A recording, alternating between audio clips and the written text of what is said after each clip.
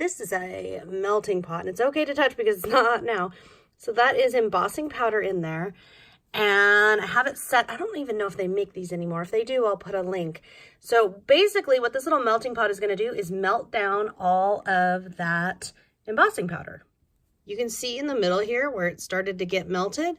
So I like to give it a stir just to make sure there's not one area that is melting versus other areas that aren't. But mostly, honestly, and you can kind of scrape against the edge. You basically, though, you really just want to let this do its thing for a while. The next step, once it's all melted, is we are going to pour it into our molds. Here's a tip. Anything that comes out and you don't like it, this, if it's not fixable, has a ton of air bubbles, well, guess what? Back in the pot, let it melt back down. Couple more tips. You can use a heat tool at the top if you're having trouble with evenness of melting.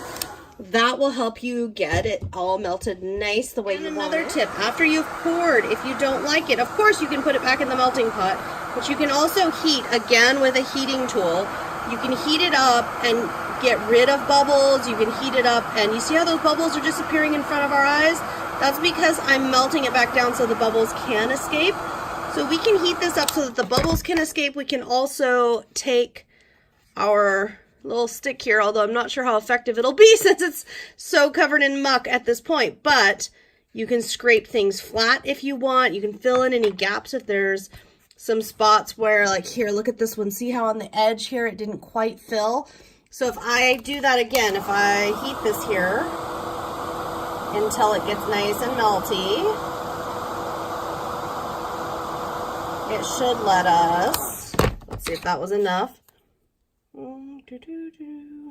Not quite enough, but it'll let us press. It's soft though, so it'll let me press and fix any parts that I don't like. I can also, again, I can scrape off any bits that I don't like and put these back in the pot so that there's absolutely no waste.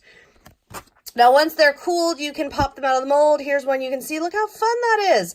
Now, I can use this as an embellishment. I can use it as a wax seal. I can do whatever I want with this. Personally, I think I'm working on a costume and I need a big old hair barrette, and I'm thinking this would be perfect to add, and maybe a couple other. Here's another one. Look at that. Aren't those fun? And here's a shell. Just so much fun. Hope I've given you an idea of something to do with these molds. If you have any questions or requests for future videos, be sure to leave me a comment. I'll see you next time.